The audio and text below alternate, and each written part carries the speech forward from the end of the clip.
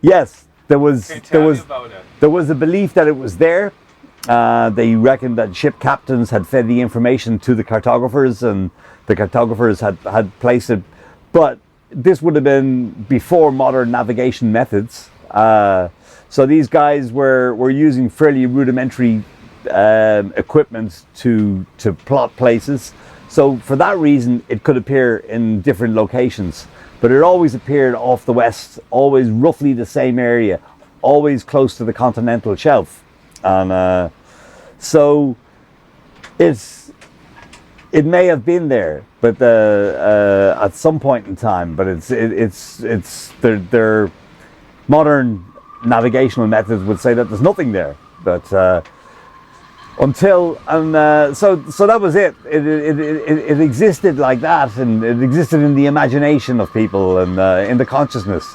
Because Hy-Brasil is very special. Hy-Brasil is a place of everlasting youth and everlasting health. Time passes exceptionally slowly out there.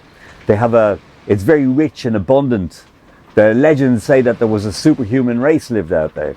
The legends say that the old gods from Ireland had gone out there, that the fairy folk from Ireland had gone there, that the Tuatha De Danann, the original inhabitants of Ireland, that they went there. So it captures the imagination quite a lot, you know. And but strangely, these coordinates have now just emerged in 1990 when they deciphered these codes.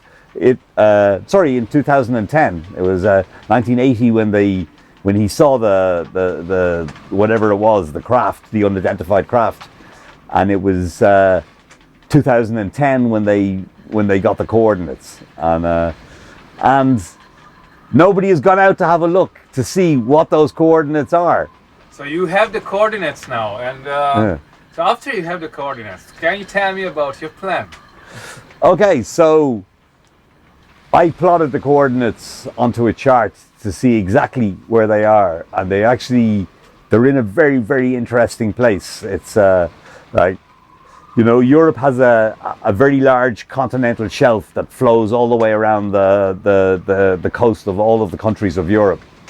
And the continental shelf is actually quite, when you look at it in Google Earth maps, for example, it's a very uniform thing. It just has a kind of a shape that doesn't change at all, going all the way around Europe, until you come down to this area at the west of Ireland, where there is a big deep inlet. The inlet is maybe 60 kilometers deep and about 100 kilometers wide, and it is known as the Porcupine Sea Bite. That is what they call this area.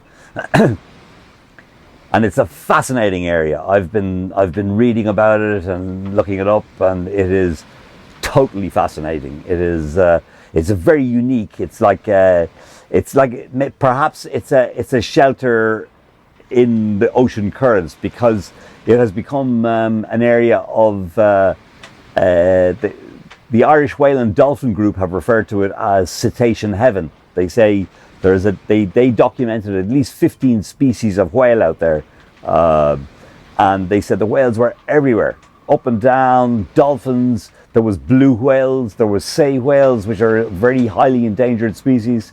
There was huge numbers of sperm whales.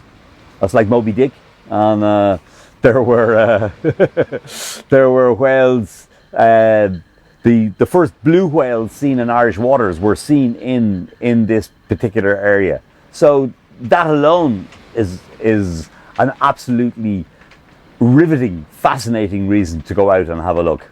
So this is the place where you're planning to go. This is the place, because Hy-Brasil is located in that place, right on the edge, which is a very strange that a U.S. sergeant, a young U.S. sergeant in a forest in England, should give a set of coordinates for a place off the west of Ireland, which he would probably never have heard of, you know. And so it's quite interesting. And the location being in the middle of the most unique geographical feature on the continental shelf. So it raises questions, I would say.